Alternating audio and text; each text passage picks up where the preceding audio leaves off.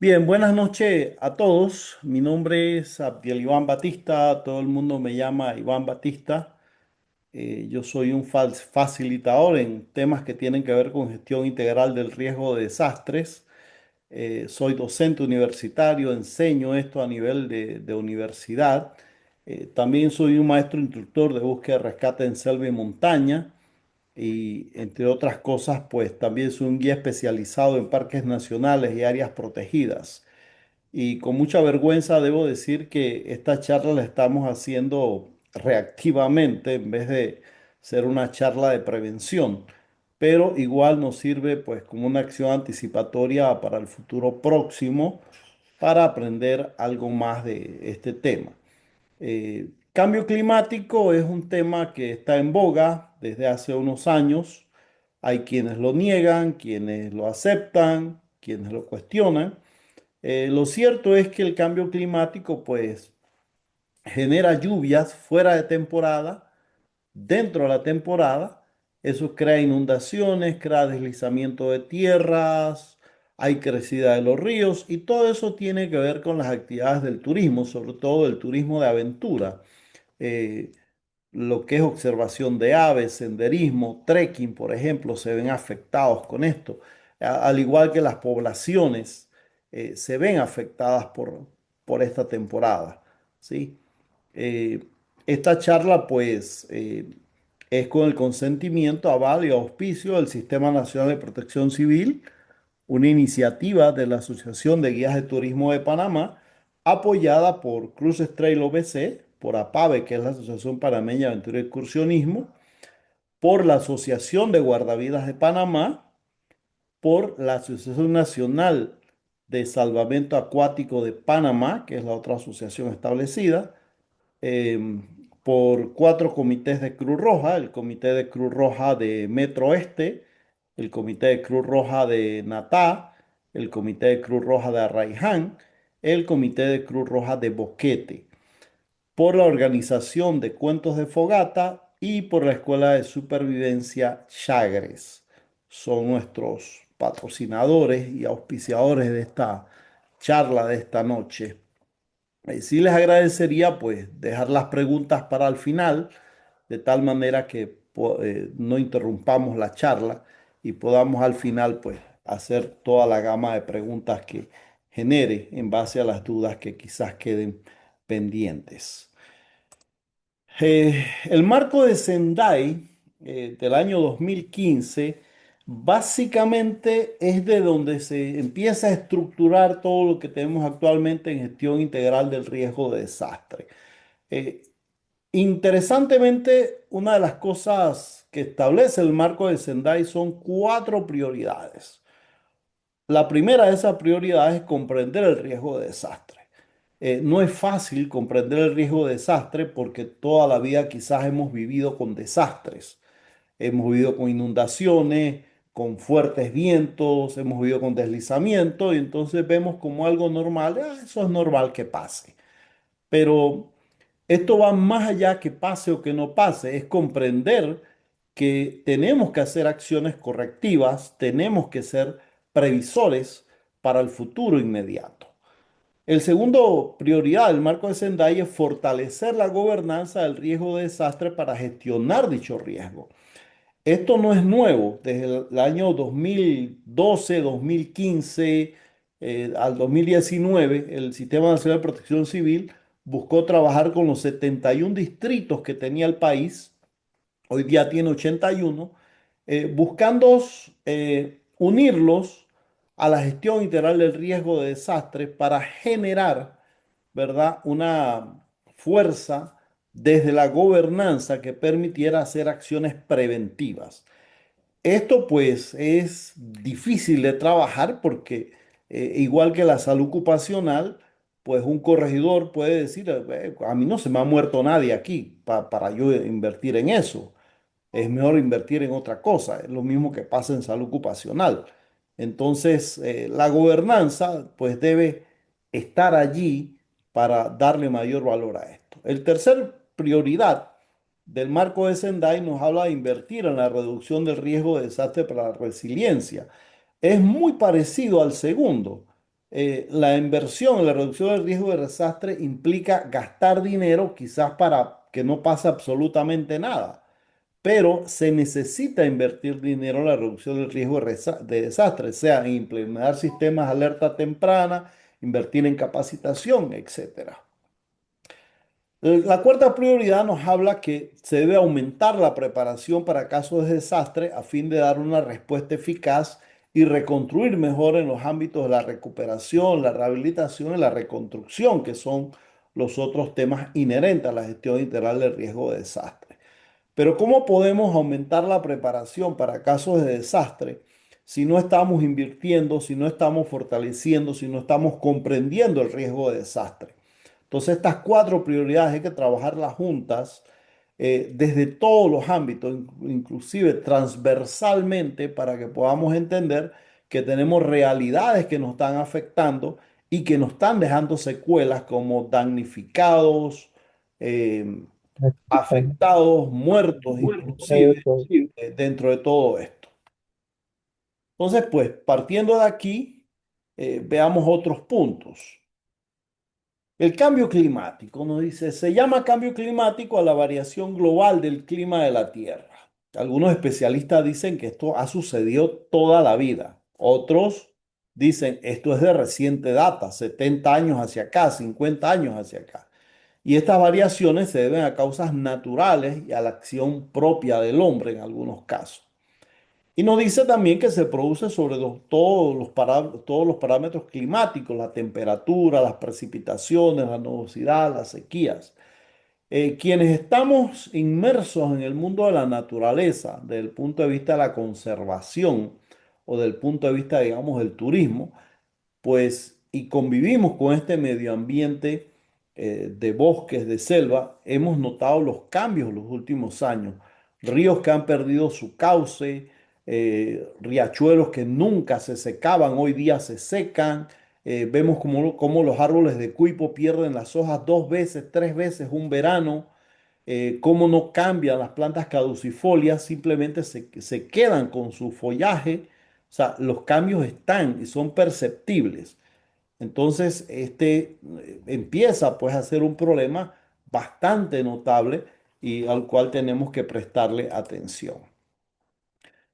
La Política Nacional de Gestión Integral del Riesgo de Desastre, en transversalidad con el Ministerio de Ambiente, genera mapas, genera información que muy poca gente conoce. Y no es que esto no se divulga, pero quizás se divulga a un nivel que no llega a las escuelas, no llega a las universidades, no llega a los institutos técnicos, no llega a las organizaciones.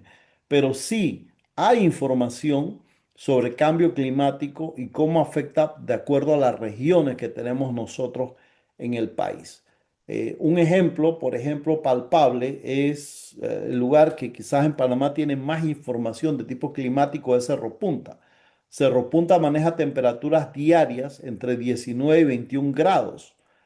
Por su parte, Boquete, que está al otro lado, maneja temperaturas diarias de 28 a 32 grados. Entonces es increíble cómo dos sitios que están ubicados precisamente básicamente a la misma altura, en el mismo lugar, tienen dos climas totalmente diferentes. Eso es cambio climático. Pero usted tiene que estar viviéndolo, estar allí para poderse percatar pues de todo eso. Y todo eso está registrado de una manera u otra en Panamá, simplemente pues que no lo damos a conocer de una manera quizás muy básica o quizás no le llegamos exactamente al público, tenemos que llegarle como las escuelas secundarias, las universidades, las iglesias inclusive que aglutinan personas para empezar a ver este tema como una causa de problemas futuros. La gestión integral del riesgo de desastre en Panamá nos dice que estos serían los riesgos que tenemos en Panamá. Nos dice que los tres principales que nos podemos enfrentar son las inundaciones y deslizamientos, las amenazas múltiples debido al cambio climático y los sismos. Pero también tenemos amenazas sísmicas, tenemos tsunamis, amenazas de tsunamis, tenemos amenazas tecnológicas y biológicas, amenaza volcánica. Aquí hago un alto pues para decirles que nosotros en Panamá hasta hace unos 30 años, 25 años, solamente pensábamos que teníamos el volcán Barú. Pero a medida que la vulcanología, la geología empezó a avanzar como ciencia, entonces establecimos que en Panamá tenemos tres volcanes activos: el volcán Barú, la Yeguada y el Valle de Antón. Eh, Quizás hemos sido un poco prudentes en decir esto porque se puede alarmar toda una población que vive cercana a esos sitios, pero lo cierto es que están activos.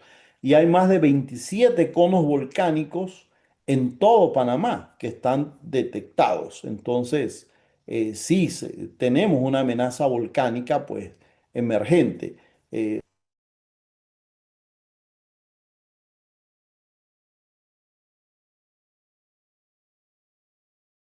5 minutos antes se puede prevenir. Y en 5 minutos no haces absolutamente nada. Luego tenemos las condiciones de vulnerabilidad. Las condiciones de vulnerabilidad están muy ligadas con la pobreza, con los niveles adquisitivos. Entonces, nosotros tenemos muchos lugares en Panamá que han sido invadidos, asentamientos informales, construcción en áreas inundables, que inclusive tenemos lugares que tienen buen poder adquisitivo, pero que sufren inundaciones y siguen viviendo en el mismo sitio. Eso es interesante al efecto de analizarlo. Tenemos una expansión urbana increíblemente un poco desordenada, para no decir que es totalmente desordenada. Eso también, pues, no contribuye mucho al efecto ambiental. La degradación ambiental, producto de las lluvias, producto de la agricultura, inclusive pues, en Panamá nosotros, pues nuestra frontera agrícola no tiene frontera real, simplemente va avanzando y va avanzando. Las condiciones de pobreza y desigualdad socioeconómica, que no es propio de Panamá, eso lo tenemos en todos los países del mundo. Y luego entonces la gobernanza, la gestión del riesgo y el ordenamiento territorial, que es una debilidad para nosotros ese tema en cuanto a la aplicación. Entonces, ya sabemos que la política nacional de gestión integral del riesgo de desastre 2020-2030, pues establece dentro de sus manuales que estas son las amenazas que tenemos en Panamá. ¿Sí? Estas las acabamos de ver hace un rato en la tabla.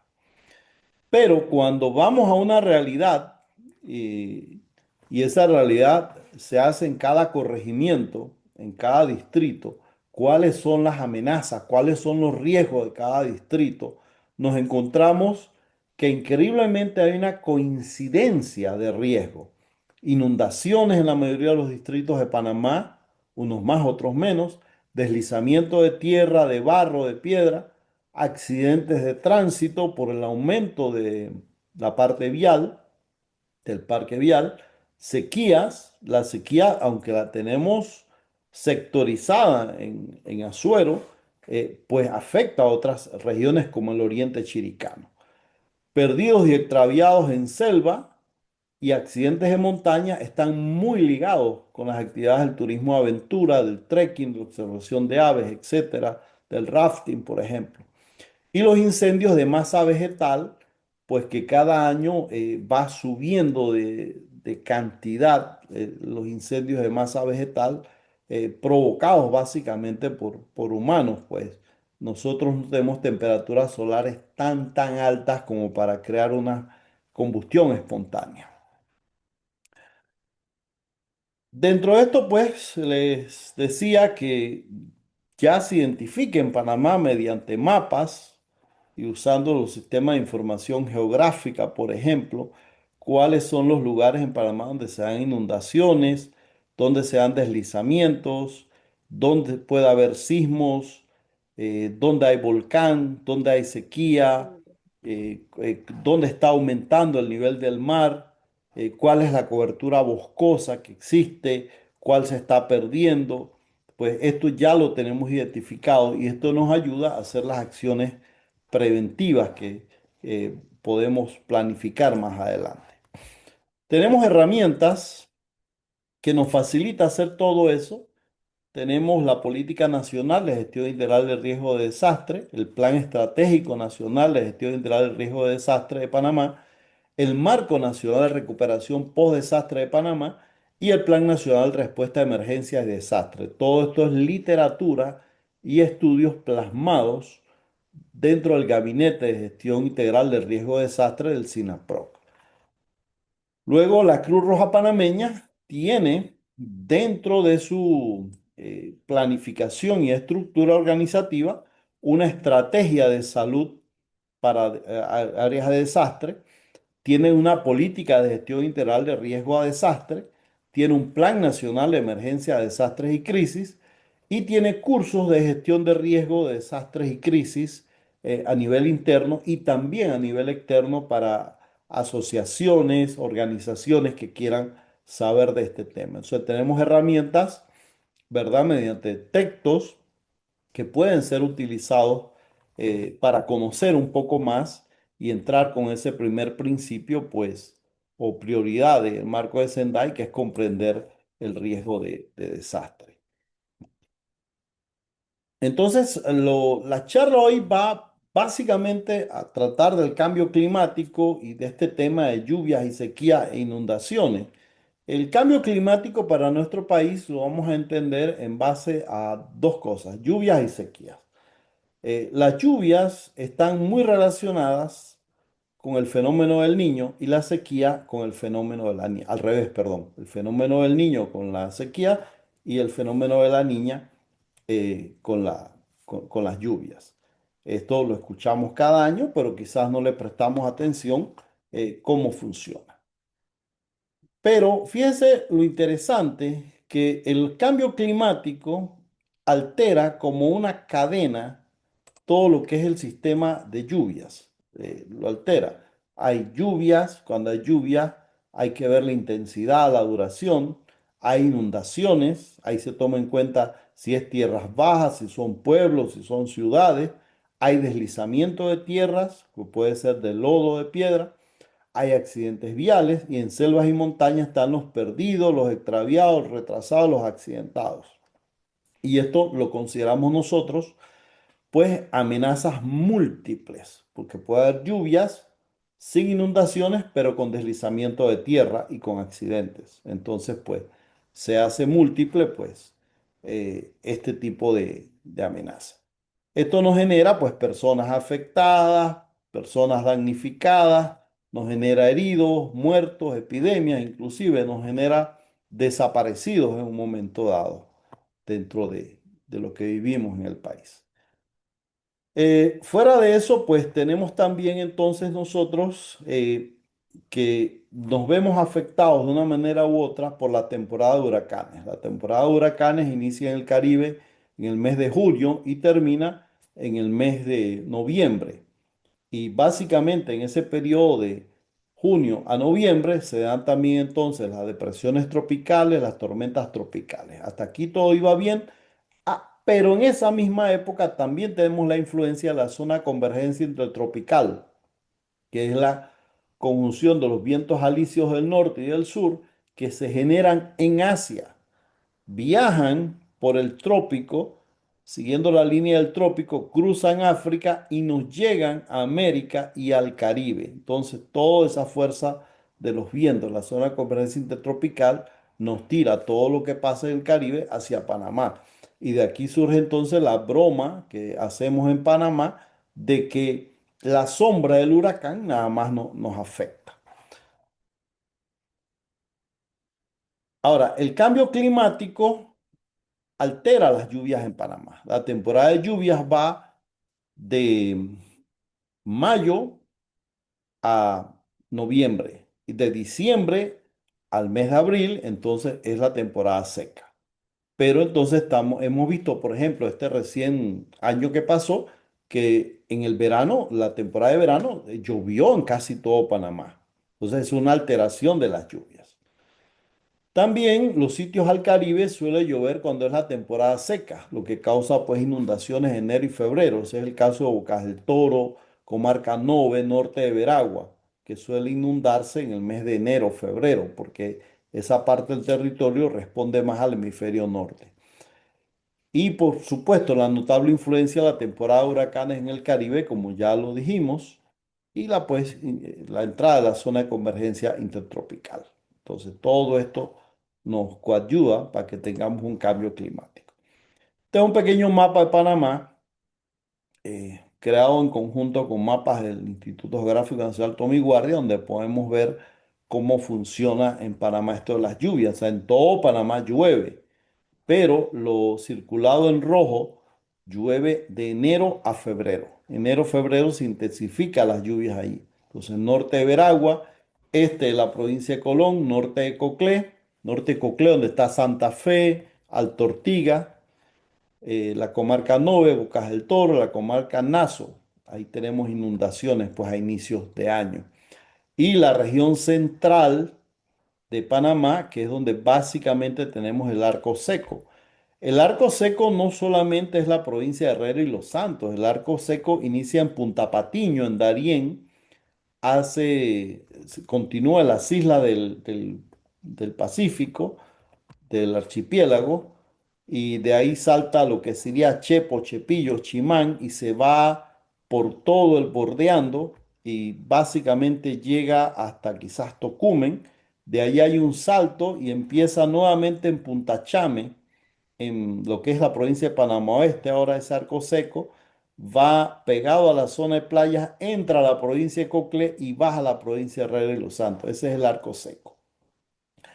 Richard Cook, un destacado geólogo y antropólogo, probó que a 6.000 años antes de Cristo ya existía el arco seco en Panamá.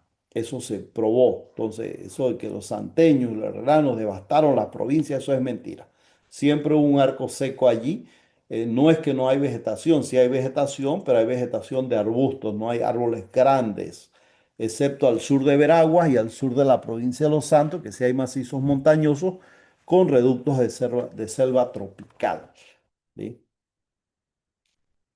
La temporada de lluvias, pues como ya le dije, está de junio a noviembre, ¿no? Coincide con la temporada de huracanes, con las tormentas tropicales, presiones tropicales, y entonces la zona de convergencia tropical, y todo eso, pues, altera la fase de lluvias para nosotros en Panamá. Inclusive la gente vieja, pues, de mi edad, de arriba de 60, suele decir, ya no llueve como cuando yo era niño, ahora llueve diferente, ¿sí?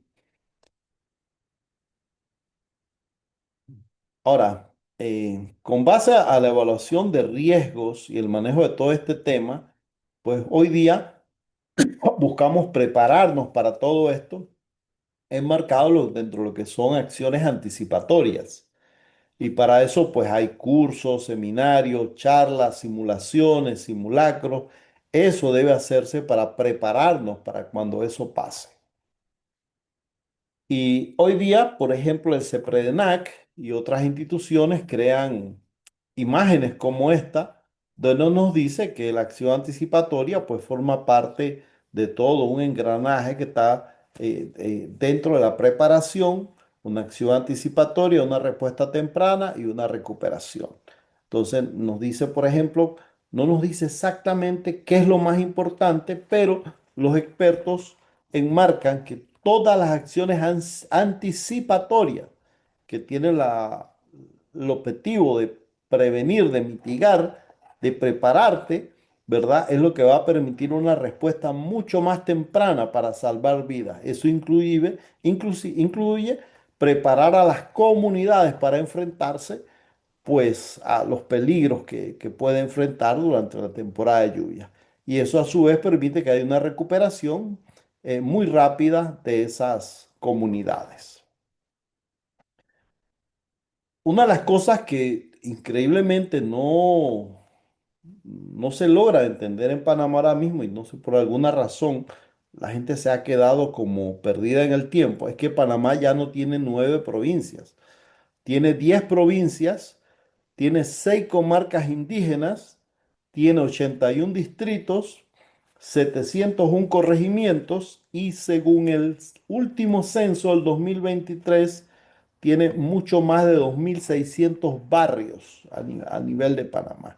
Entonces, esta división política nos hace un poco más difícil llegar o acceder con este tema dentro de una provincia porque es mucho que abarcar. Dentro de esto hablamos de los nuevos paradigmas. Dentro de los nuevos paradigmas implica poder explicar de una manera básica, no tan complicada como acabo de hacer yo en este cuadro, ¿verdad? Todo lo que es este tema. Y nos dice pues que el cambio climático está incidiendo en la frecuencia e intensidad de las amenazas hidrometeorológicas, con impactos muy importantes asociados a sequías, inundaciones, deslizamientos que afectan la seguridad alimentaria y la resiliencia de activos claves para un país. Y nos habla entonces que tiene que haber una gestión prospectiva que implica mantener una mirada hacia los futuros impactos de nuestras acciones y que incluye cada fase del ciclo de gestión y traer riesgo de desastre para el enfoque de reconstruir mejor. Esto nos lleva a una oportunidad de reducir futuros riesgos, a identificar, evaluar, prevenir y reducir el riesgo de desastre en las políticas sectoriales, la planificación estratégica intersectorial o institucional. Y esto tiene un fuerte componente relacionado al medio ambiente, la identificación de amenazas asociadas al cambio climático y el análisis del ecosistema impactados, pues entonces se habla hoy día de soluciones basadas en naturaleza para proteger las comunidades. Luego tenemos las gestiones correctivas, que eso implica abordar, mitigar o reducir riesgos preexistentes, invirtiendo en medidas correctivas. Y la gestión correctiva pues implica identificar y evaluar las condiciones de riesgo actual existentes en toda la población, los bienes de significación y el ambiente, así como identificar y presupuestar las intervenciones necesarias para la reducción del riesgo existente. Y esto nos lleva a identificar y corregir y capacitar como los elementos claves de este tipo de gestión. Y por último, la gestión compensatoria, que son actividades que refuerzan la resiliencia social y económica de las personas y las sociedades ante el riesgo residual que no es posible reducirlo o corregir de manera efectiva. Eso incluye actividades de preparación, respuesta y recuperación, pero también de una combinación de diferentes instrumentos de financiamiento y nos lleva al final a identificar y establecer las acciones de preparación y aumento de la resiliencia frente a desastres, diseñar e implementar protocolos de acción y acciones de respuesta a los planes de continuidad. Entonces hoy día hablamos pues de un cambio de paradigma que es básicamente esto que acabo de explicar, que está un poquito complicado porque he buscado reducirlo de una manera significativa. Pero nos dice también todos los expertos en este tema que básicamente dentro de la gestión integral de riesgo de desastre hay actores claves, los gobiernos locales, los organismos de seguridad, el sector educativo y eclesiástico, las instituciones gubernamentales, las ONGs, el sector privado y los líderes comunitarios. Y aquí en las ONG entran los clubes cívicos, por ejemplo. Y hoy día tenemos en Panamá ONG con orientación al rescate y a la prevención. Entonces, esto tiene que ser interinstitucional, transversal y que todos hablemos el mismo idioma, porque para que esto funcione a manera de prevención y para acciones preparatorias, pues todos tenemos que hablar el mismo idioma.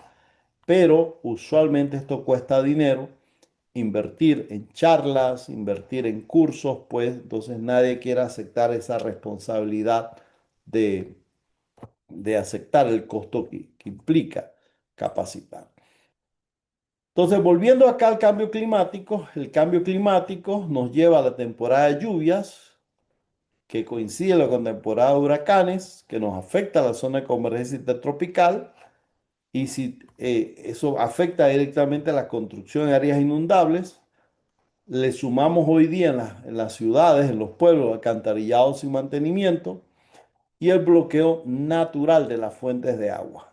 Entonces, esta secuencia nos lleva a los problemas que vamos a ver más adelante. Entonces, el primero que vemos son las inundaciones. Normalmente, pues es consecuencia del aporte inusual y más o menos repentina de una cantidad de agua superior a la que puede drenar el propio cauce del río, aunque no siempre ese es el motivo y causa un gran impacto al medio ambiente. o al entorno, trayendo problemas a las personas que ocupan las llanuras de inundación, como la pérdida de bienes materiales, proliferación de enfermedades transmitidas por el agua y destruyendo cultivos. Las inundaciones hay que verlas de acuerdo a cada sitio. No es lo mismo una inundación en Juan Díaz, por ejemplo, de calle 1, 2, 3, que dentro de la quebrada La Gallinaza en Concepción, por ejemplo, no son lo mismo las inundaciones de Arraiján que las inundaciones de Natá. El único factor común es el agua, pero cómo llega a formarse esa inundación, hay que ver el tipo de lluvia, el tipo de terreno, la vulnerabilidad que tiene ese sitio. Entonces, cada sitio, pues cuando uno lo, lo analiza, pues tiene que ser muy específico. Y hablamos entonces que hay dos tipos principales de inundaciones: las inundaciones lentas que se desarrollan durante horas o días y las inundaciones repentinas que ocurren de golpe, a menudo sin previo aviso, generalmente pues debido a las fuertes lluvias. Son dos tipos de inundaciones. Los resultados, pues los podemos ver en algunos trabajos previos que ya se han hecho de esto. Por ejemplo, Saurí y otros en 1997 ya nos decía que los factores que ocasionan más el impacto en el entorno son la rapidez con la que se producen las crecidas, la velocidad del agua y la elevada carga de sedimentos. También, pues las inundaciones destruyen comunidades ecológicas, vegetación, animales, o bien porque las cubren o porque las arrastran. Picop y otros también en el año 2003, que es mucho más reciente, nos dice que la fuerza del agua arrastra parte del sustrato y de la vegetación, así como las semillas poco profundas, lo que puede afectar pues la capacidad de rebrotamiento, por tanto de colonización de otras especies. Esto lo podemos ver cuando la inundación es muy fuerte, que arrasa con todo y entonces la vegetación sufre, se pierde y entran plantas colonizadoras como el guarumo, por ejemplo, a cubrir esas áreas, eh, reemplazando pues los arbustos que había allí. Otro de los efectos sobre el medio ambiente que pueden tener las inundaciones es la dispersión de contaminantes cuando estos se producen en zonas en las que hay tales sustancias. Hay lugares pues donde todavía existen las letrinas. Un lugar que tenga letrinas, si se inunda, todo lo que esté dentro de esas letrinas va a convertirse en parte de una contaminación. Y también pues son importantes los cambios que provocan los cursos fluviales y las perturbaciones que se producen en zonas costeras cercanas a la desembocadura de los cursos fluviales. Una de las cosas que causan las inundaciones, las crecidas de agua, es que pueden cambiar el curso de los ríos, pueden cambiar inclusive la desembocadura de ríos. En el Pacífico nuestro eso lo apreciamos con bastante regularidad, cómo las entradas de los ríos al mar han ido cambiando a lo largo de los años por la fuerza de las corrientes. Entonces, retomando este tema y redundando, estos serían los resultados de una inundación: pérdidas materiales, pérdidas económicas, contaminación y muertes. Ahora, si a eso yo le sumo la parte del turismo, que es el tema que nos ocupa hoy, voy a tener perdidos, extraviados, retrasados, lesionados, accidentados o ahogados, ¿sí? Básicamente en trekking, senderismo y observación de aves, que son las tres principales actividades, pero aquí puedo incluir inclusive la observación de cetáceos, porque la observación de cetáceos en Panamá se da precisamente durante la temporada de lluvias. Entonces aquí afecta también esta parte. Una combinación de lluvias más un río, más viento, neblina y la noche puede ser fatal en un momento dado. No es lo mismo una lluvia de día que una lluvia de noche. Las lluvias de noche nocturnas crean mucha incertidumbre, sobre todo porque no se puede ver si el nivel del agua está subiendo o no, excepto que tenga un sistema de alerta temprana muy bien instalado que te dispare las alertas o que se hagan guardias, por ejemplo en las comunidades que están cercanas a riachuelos para poder darse cuenta a tiempo, ¿sí? La lluvia, pues, como seguramente ustedes saben, se mide en mililitros al año. Menos de 200 mililitros pues son pocos, entre 200 y 500 son escasos y entre 500 y 1000 son normales. Ya para 1000 y 2000 son abundantes y más de 2000 son muchas. Una estadística densa cuando ETA y IOTA hablaba que 4000 mililitros de lluvia cayeron en 4 horas, 3 4 horas.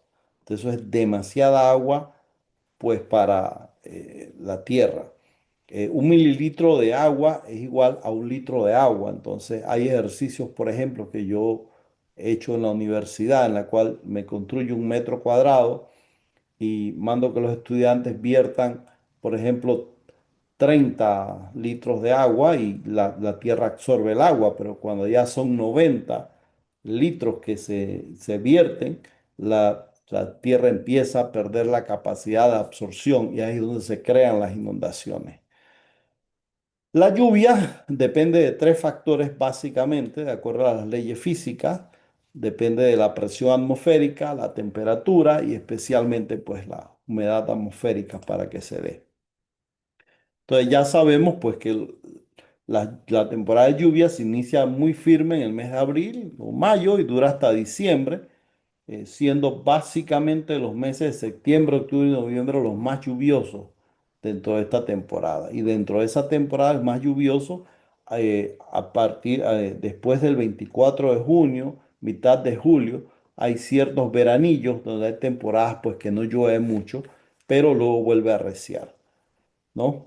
Entonces, para nosotros técnicamente ahora mismo la temporada de lluvias dura 10 meses, básicamente, con un intervalo móvil de 31 días de lluvia por lo menos de 13 milímetros.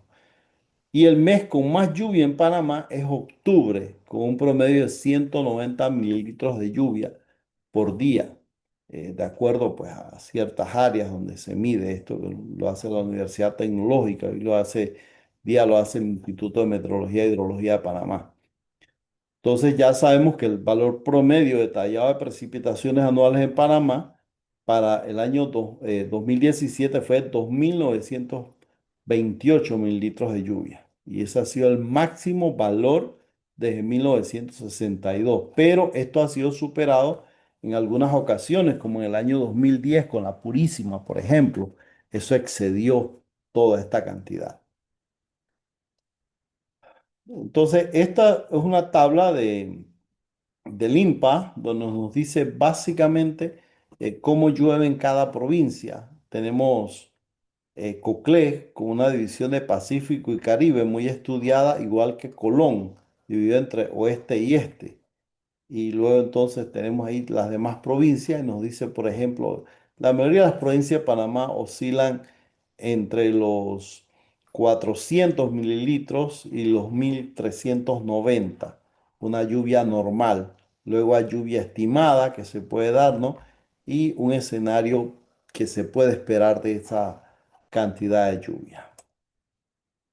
Y las lluvias, pues, inciden entre los ríos. Panamá, pues, tiene 52 cuencas hidrográficas, 18 corresponden a la vertiente del Caribe, que representa el 30% del territorio, y ocupa, pues, números impares, comenzando del 87 a la 121, y las otras 34 cuencas hidrográficas, pues, pertenecen a la vertiente del Océano Pacífico, que representa el 70% restante del territorio nacional, ocupando los pares del 100 hasta la 166. Em, el Pacífico tiene mucho más ríos que el Atlántico. El Atlántico los tiene, pero más caudalosos también. Entonces ya tenemos mapas identificados por estadística y censo, por el Tommy Guardia, que nos da pues nuestro recurso hídrico y parece como un sistema cardiovascular esto de venas y arterias.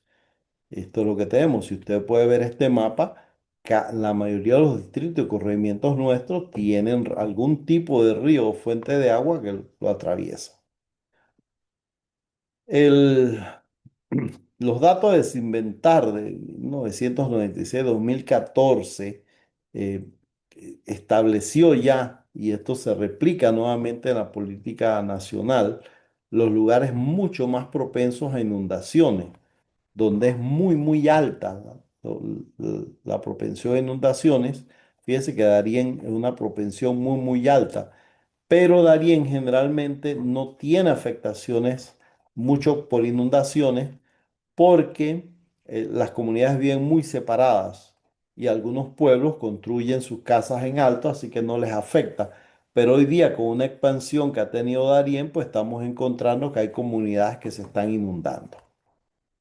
Entonces esto pues ya está identificado para el efecto, si uno quiere hacer una planificación en un momento dado, uno puede tomar las acciones correctivas. Ahora, en los países dentro de la franja tropical, el uso de ríos, riachuelos, lagunas, pues son de uso habitual para obtener el agua, el aseo, inclusive como vías de transporte. Y también era difícil acceso, pues ante la falta de puentes, personas y niños pues se arriesgan a cruzar las fuentes de agua con crecidas evidentes que tienen una gran fuerza en la corriente, con la capacidad de acercar a un adulto y mucho más a un niño, que esto lo vivimos cada año en la comarca Nove y nos lleva a pensar algunas cosas. Por ejemplo, un niño sabemos que no tiene el sentido común muy formado, de su raciocinio está débil y, sí, y entra al agua, pero un adulto, por ejemplo, que piensa, que ha estudiado, que reconoce el peligro, ¿por qué se arriesga a cruzar una fuente de agua? Entonces podemos equilibrar muchas cosas como llevar alimento a su casa, ver un familiar enfermo, tantas cosas que puede llevar a que este individuo se arriesgue, pues eso tendríamos que analizarlo viendo caso por caso qué pudo haber llevado a esa decisión. De aquí entonces podemos hablar de algunas cosas interesantes. Por ejemplo, ciencia y empirismo van de la mano. Los campesinos solían decir en la mañana no llueve y esta aseveración era o es basada en la evidencia en el poblado, pero la ciencia determina que si bien es cierto que en la mañana no llueve en el pueblo, pues definitivamente sí puede llover en la montaña, que es donde va a darse esa lluvia que va a llegar al pueblo. Eso lo podemos ver aquí en la ciudad de Panamá, en el río Juan Díaz, cuando pasa por los pueblos, que de repente está totalmente crecido con un sol exuberante. Pero si usted mira hacia Cerro Azul, allá está lloviendo. ¿Sí? Ahora, normalmente las personas ligadas a la ciencia, cuando hablan de empirismo, pues es un término que puede sonar peyorativo, pero en realidad la mayoría de las cosas que existen en este mundo han nacido de lo empírico, de la observación, la repetición, y de allí entonces ya lo agarra la ciencia como base y establece pues los criterios para decir cómo funciona algo. Y aquí entonces entramos a un punto que es exacto. ¿Cómo determino yo que un río va a crecer? Y si en ese resultado puedo prevenir o lamentar. Usualmente pues le llamamos cabezas de agua y la gente dice, y lo mató una cabeza de agua y llegó una cabeza de agua, pero las cabezas de agua no son repentinas. Hay señales evidentes que el río empieza a indicar que va a crecer. Y ya cuando llega a lo que se llama cabeza de agua, que es el inicio de la fuerza de la corriente, pues normalmente se ha ignorado. Cuando examinamos las inundaciones, perdón, las corrientes donde ha habido personas en los ríos para los meses de junio, julio, agosto, eh, las personas sin razón evidente se han dado cuenta que el agua subió de nivel, pero entre el licor y la diversión, pues no prestaron atención y lo que siguió es que los agarró la crecida del río. Entonces, vemos estos dibujitos donde vemos el caudal normal del río, aguas limpias, corriente suave, hojas varias que están a lo largo de todo el cauce. Esto es un caudal normal del río, del riachuelo, ¿sí? Esas hojas varias en todo el caudal se distribuyen a lo largo de todo el caudal. Las ramitas y demás van en todo el caudal, van en las orillas, van en el centro. O sea, el caudal de agua se distribuye completamente. Entonces, cuando tenemos esto acá, pues podemos saber que es una corriente normal del río. Pero cuando esas hojas, ramitas se concentran en medio del caudal, ya es un anuncio del aumento del caudal y la corriente.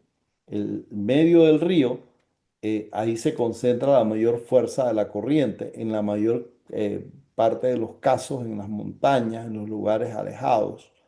Entonces, eso nos indica ya, ¿verdad?, que el río va a crecer. En algunos casos, el agua sube lentamente más allá de su cauce. Y esto es un indicio, pues, que el río va a crecer. Está al borde usual del río y de repente el nivel del agua empieza de una manera muy clara a subir. Eso nos indica, pues, que el río va a aumentar su caudal. Cuando el caudal sube lentamente, pero arrastrando hojas, troncos y ramas, esto es indicio, pues que el río va a crecer, es eminente que algo está pasando, ¿no? Normalmente cuando esto pasa es que se ha roto una presa natural. Hay ríos, hay árboles que caen al río y crean presas naturales y con la presión del agua, pues se empieza a reventar, pero eso es una corriente que va lenta, pero arrastrando hojas y ramas. Y cuando ya escuchas un ruido fuerte, el caudal de agua sube arrastrando troncos, ramas y hojas y el agua se vuelve chocolate, pues evidentemente esa es una crecida, o sea, no tienes nada que hacer quedándote allí. Si el agua pues cambia repentinamente a chocolate, ya eso te indica que el río creció, ¿sí? Ahora, viene algo interesante. Cuando se visita un balneario, un río, cuando estás trabajando cerca de un río o riachuelo, hay que seguir estas medidas preventivas. Uno, hay que prestar mucha atención al borde del agua y al cauce. Y se puede poner una piedra o un palo para saber dónde llega el nivel del agua. Si el nivel del agua tapa esa piedra o pasa más allá de esa piedra o sube el nivel de la rama que pusiste en la orilla del río, esto indica que el caudal está aumentando, ¿sí? Esto en algunos lugares de Panamá puede pasar inclusive en la temporada seca. Entonces, este sería pues una buena medida de alerta temprana, prestar atención al nivel del río. Donde tú ves que cambia el nivel del río, pues tienes que alejarte de allí. Uno de los problemas que hemos confrontado en Panamá los últimos años es la gente que visita cascadas. Esto ha pasado en cascadas como la de San José en Capira, La Gloria en Capira, la de las Filipinas, en los Chorros de Olá ha pasado que las personas llegan a una cascada y la recomendación, si llegaste por la derecha, quédate en la derecha y deja tu ropa en la derecha, porque si te cambias a la izquierda y hay una crecida, pues te quedas atrapado del otro lado. Entonces la recomendación es que cuando se visitan cascadas y llegas, te quedes de un solo lugar, pues que no te estés moviendo de varios lugares porque te puedes quedar atrapado, ya sea dentro de la corriente o con la fuerte corriente quedas abandonado al otro lado y ya entra entonces el periodo de rescate y esto acá. Y aquí entonces entramos al tema cómo cruzo un río con seguridad. La respuesta es bastante boba, ¿no? Dice, ¿cómo cruzo un río con seguridad? Es bueno, usando un puente. Sí, pero es que en muchos lugares no hay puentes. En algunas comunidades rurales, en caminos rurales, en trekking, en senderismo, hay lo que los campesinos llaman zarzos, que son puentes creados para que las personas crucen de un lado a otro, ¿no? Es algo bien precario, pero que evita pues estar dentro de la corriente. Entonces, cuando esto pasa, pues no intentes cruzar un río si este tiene una creciente fuerte. Esto puede generar un accidente o hasta la muerte. Entonces, hay que esperar que baje la corriente. En algunos casos también es bueno buscar el sitio donde está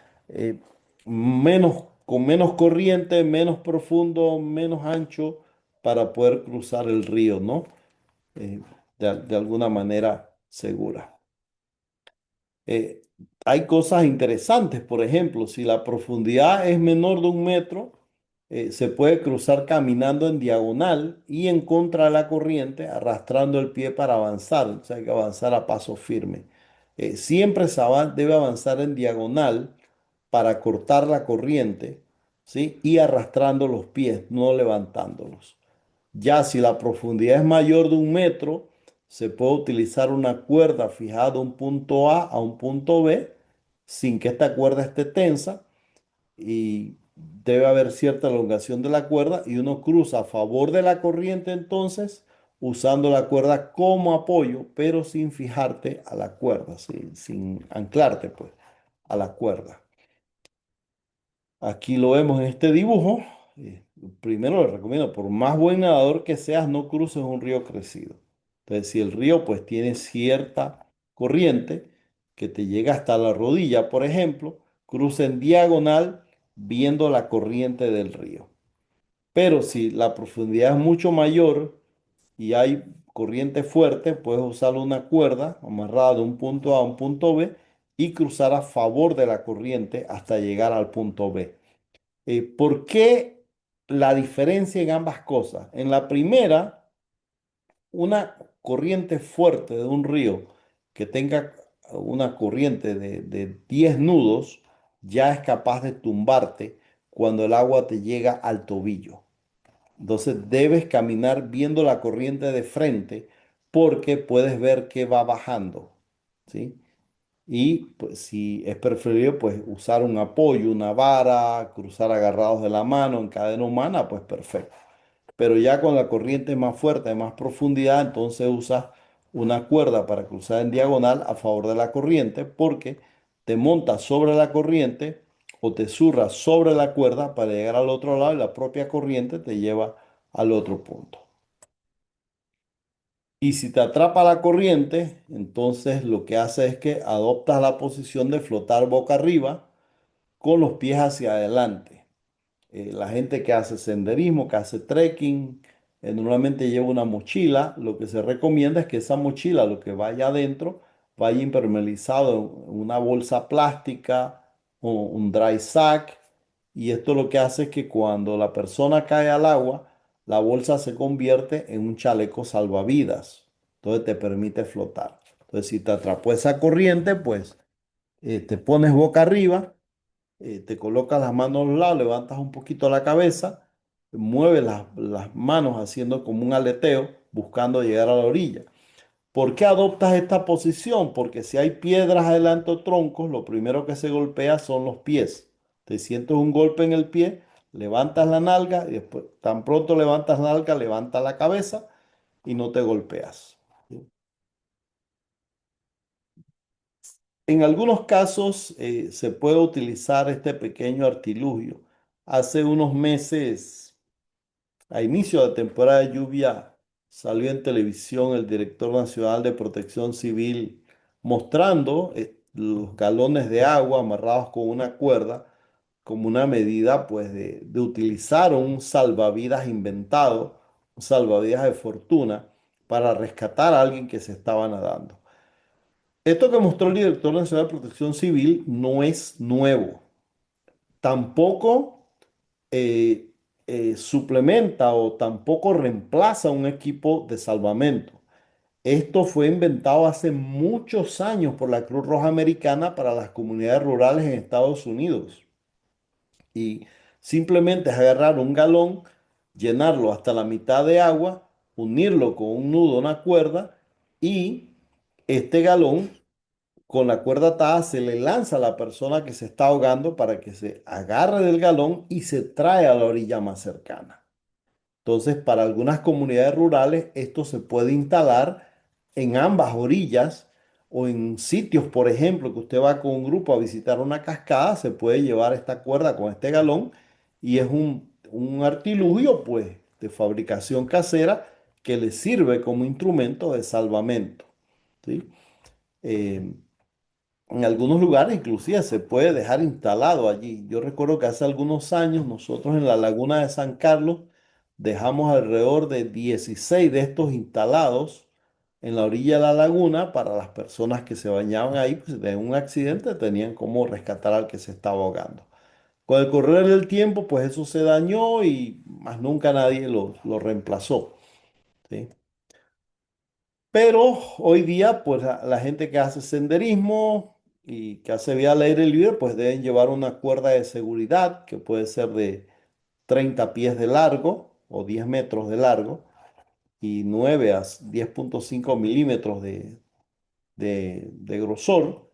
Y esta cuerda de seguridad, pues, nos sirve igual para rescatar personas, subir, bajar, hacer nudos, etcétera, como algo de seguridad. Vende los throwback o bolsas de lanzar para personas que se están ahogando. Hoy día las venden aquí en Panamá. De hecho, Discovery Center, la tumba muerto, las tiene. Vienen en diferentes tamaños. Vienen en pies. 20 pies, 30 pies, 45 pies, 75 pies. Depende cuál quiera usted, pues te la puede comprar y tenerla dentro de su equipo. Los trekking pole o walking stick o palos de caminar es una medida para hacer rescates indirectos en el agua también. Alguien que se está ahogando para apoyarte en la corriente también sirven con bastante facilidad. Hoy día no podemos hablar tanto de vamos a cortar un árbol pequeño para hacer un bastón, pues porque la ecología, la conservación no nos permite hacer eso tan libremente. Llevar un botiquín de primeros auxilios e inclusive en algunos casos que sabemos que tenemos que cruzar río varias veces, quizás lo mejor es llevar un chaleco salvavidas. Hoy día hay chalecos salvavidas especializados, muy pequeños, que se inflan con CO2 o se inflan a punta de pulmón, que son utilizados por excursionistas, pues si van a lugares que implica hacer kayak, por ejemplo, cruzar ríos, etcétera, se puede utilizar como parte de. Las mochilas, por ejemplo, para la gente que hace sendero, hay cualquiera cantidad de indicaciones cómo acomodar las cosas en tu mochila. Pero lo más importante de esto no es tanto el acomodar las cosas en tu mochila, sino que lo que está dentro de la mochila debe ser impermeabilizado en bolsas selladas. Estas bolsas, pues el nombre es dry sack o bolsa seca. Se originan básicamente dentro de la pesca, pero pronto pasaron a las actividades al aire libre. Hay de diferentes precios, diferentes marcas, hay baratas, hay caras. Entonces usted todo lo que lleva en su mochila lo mete en estas bolsas y cuando usted cae al agua con la mochila pues lo hace flotar a usted y va a ser pues una primera ayuda dentro de caer al agua y salvarte. Cuando acampas cerca del agua, ya sea por placer o como parte del senderismo, el trekking o por trabajo, trabajo como el rescate, trabajo como la agrimensura, los estudios que hacen los biólogos, los topógrafos, por ejemplo, si decides acampar cerca de una fuente de agua, riachuelo, quebrada, río, lago, hay que seguir estas recomendaciones. La primera es situarte unos 15 metros del agua, preferiblemente en un lugar elevado. Las técnicas de no dejar rastros hablan de 60 metros de una fuente de agua para evitar contaminaciones. En época seca o de invierno, eh, siempre presta atención a la corriente y nivel del río. No creas que porque es temporada seca el río no va a crecer. Si llueve muy fuerte, fuera de temporada en la montaña, el río va a crecer, ¿no? Y puedes poner un sistema de vara en la orilla que te permite visualmente pues saber si el nivel del agua subió o no subió. Este es un dibujito que vemos esta parte acá, eh, 15 metros lejos del río, posiblemente sitio alto, instalar la vara que te indica si el nivel del agua sube y siempre estar atento, ¿no? A la subida del nivel de las aguas. Em, Hoy día, por ejemplo, en una sociedad con tecnología de primer mundo, pues hay sitios en donde no llegan los avances y se debe recurrir a lo básico, lo elemental, que no es muy apropiado ni certero si trae el conocimiento de los abuelos.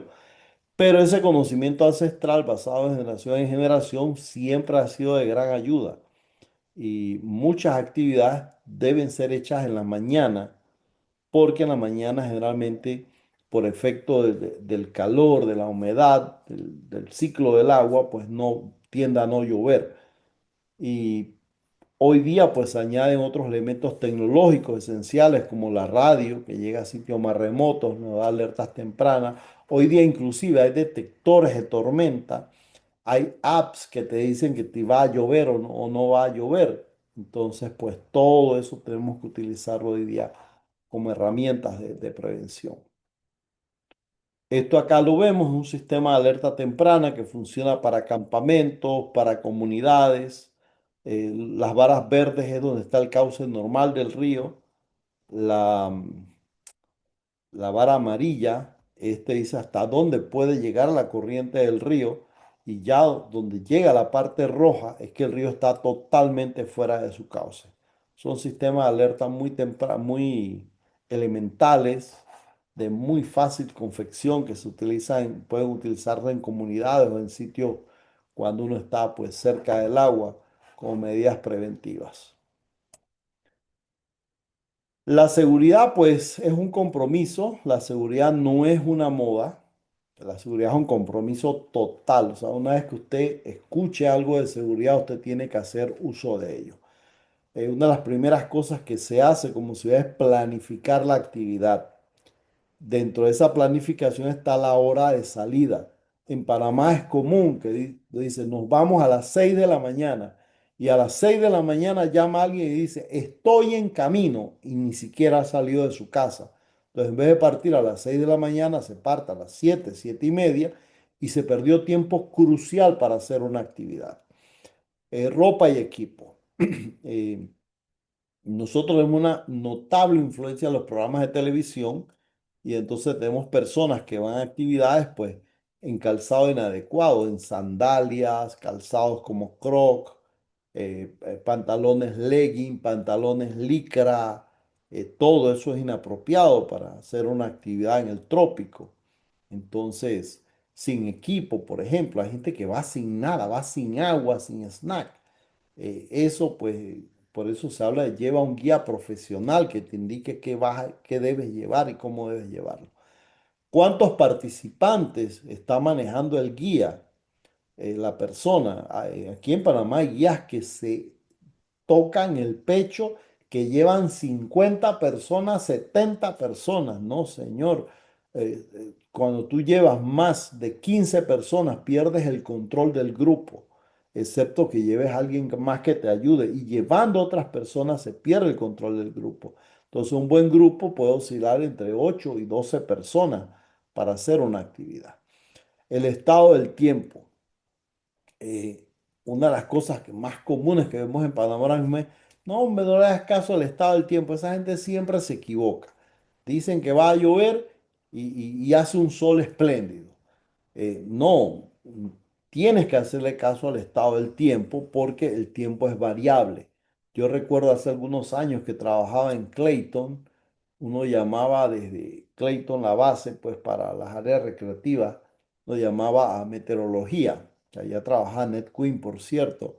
Y entonces uno, al que contestaba, uno le preguntaba, hey, mira, te habla Iván Batista, yo estoy en la piscina de Clayton, estoy viendo el clima nublado y quiero saber cómo está el clima en la siguiente hora en Clayton. Entonces, el meteorólogo te decía, hay una tormenta que está avanzando hacia el este y va a estar encima de ustedes en 45 minutos. Cuando yo cerraba el teléfono, caía un trueno y tenía la tormenta en un minuto allí. Entonces, eso es tan variable, por eso hay que hacer cambio de estado del tiempo.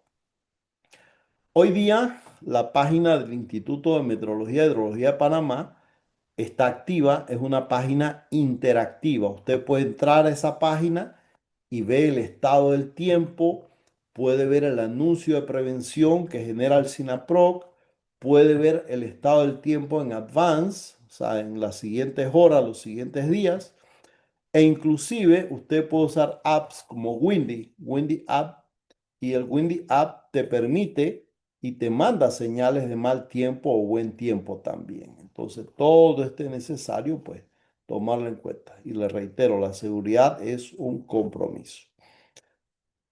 Cuando hay lluvias, vamos a encontrar esto: inundaciones, deslizamiento de tierra, crecida de fuentes de agua, arrastre al cruzar ríos si intentas hacerlo, puede haber muertos, puede haber casi ahogados, lesionados, perdidos y extraviados, lesionados en senderos, damnificados, afectados y pérdidas. Todo esto lo genera la lluvia.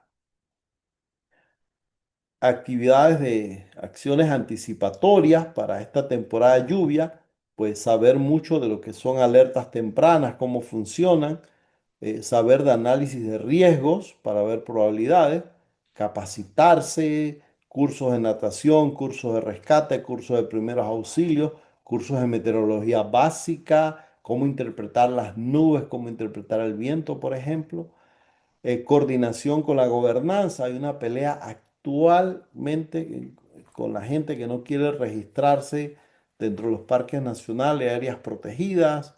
Eso hay que hacerlo. Información previa del sitio que vas a visitar. En el trópico todo cambia dos, tres veces al año, entonces debes saber. Hay lugares que ya cuentan con mapas de riesgo y si no, pues hay que crear el mapa de riesgo. Fíjate en los pronósticos, la proyección de daños que pueda haber, reserva fondos de respuesta en caso tal que lo necesite y hay que hacer campaña de sensibilización pues para que todo el mundo entienda cómo funciona esto. Una de las cosas que hay que hacer es un análisis de riesgo de la actividad que vas a hacer, ¿no? ¿Cuál es la actividad? Ahí hayas todos los riesgos posibles. A cada riesgo le encuentras consecuencias, previene los riesgos y da respuesta al incidente que ya ocurrió cuando eso. Este es todo un curso que se hace dentro de la Asociación de Guías de Turismo de Panamá y en la Asociación Panameña de Aventura y Excursionismo damos cursos de gestión de riesgo para actividades al aire libre. Cuando vean un anunciado, pues matricúlense allí y aprenden una técnica más. Un poquito más de conocimiento tiene que ver con conocer cómo funciona la capa freática. La capa freática, pues, es la superficie superior del agua subterránea en una zona. También se conoce como napa freática o manto freático. Y aquí se da el nivel de saturación de los poros del suelo de las rocas, donde el agua comienza a acumularse en profundidad y puede ser extraída para consumo, pues, a través de pozos. Pero en algunos casos esto satura tanto la tierra que hace que se deslice la tierra y se crean los deslizamientos de tierra. Y si el lugar, por ejemplo, el caso de Tierras Altas en Chiriquí, que está la agricultura que ha utilizado los cerros para cultivo, pues como no hay hierba, no hay árboles que tengan raíces que amarren esa tierra, es muy fácil que la tierra se sature de agua, que haya un deslizamiento y que eso provoque pues accidentes. Este es un tema también que podemos, se ve en charlas aparte, cómo funcionan los deslizamientos de tierra. Eh, la prevención más que todo es no andar por allí cuando hay lluvia. Entonces tenemos herramientas de prevención. Esa herramienta de prevención, pues lo primero es charlas y cursos, pero también hacerle caso a los pronósticos, utilizar sistema de alertas tempranas, consultar esa página del Instituto de Meteorología y Hidrología de Panamá.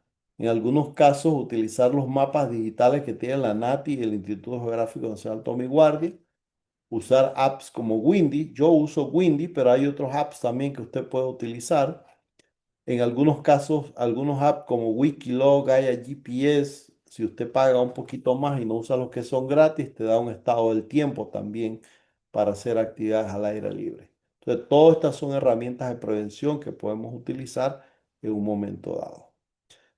Me voy a detener a aplicar lo del pronóstico, porque en Panamá es común, todo el mundo, yo creo que no hay nadie en Panamá que cuando se da un pronóstico no se queje. Las semanas pasadas les anoto estos tres pronósticos que se estuvieron dando por las depresiones, las tormentas, el paso del huracán Melissa. El pronóstico 3, el mapa alerta 3, mapa alerta 4, mapa alerta 5, fue llenándose. Y entonces decían las personas, no, yo no voy a hacer caso a eso si yo realmente Estoy viendo aquí en el mapa que donde yo estoy todo está en gris y ahí no va a pasar nada. No, no, es que este es un pronóstico. El pronóstico es 50-50. Si usted busca el significado de la palabra pronóstico en el RAE, se va a dar cuenta que le dice la probabilidad de ocurrencia. Y una duda que tiene todo el mundo es por qué están tan definidas las provincias en estos pronósticos. Bueno, es que el pronosticador no puede hacer rayitas dentro del pronóstico, simplemente se abarca un área total y pueda que usted esté cercano a esa área total y no pase nada como pueda que sí pase. Entonces, lo mejor es hacerle caso al pronóstico. Si usted no le hace caso al pronóstico y le cayó una fuerte tormenta, pues no se queje, ¿no? Y esto va muy entrelazado pues con las alertas que se emiten. Consulte esta página del Instituto de Meteorología e Hidrología y se va a dar cuenta pues que es muy interactiva y nos ayuda bastante para las actividades al aire libre, inclusive las actividades que se hacen dentro de la ciudad. Al final, les hablo de estos dos temas, el riesgo residual, la condición insegura versus el acto inseguro. Usted puede eliminar, reducir los riesgos, lo puede reducir. Inclusive usted puede manejar los riesgos en base a controles administrativos, que son instrucciones que se dan, controles de ingeniería, que son cambios en la infraestructura, en el transporte, en el calzado, o uso de equipo de protección personal, o en tercer caso usted puede transferir el riesgo, que es que usted asegura una actividad.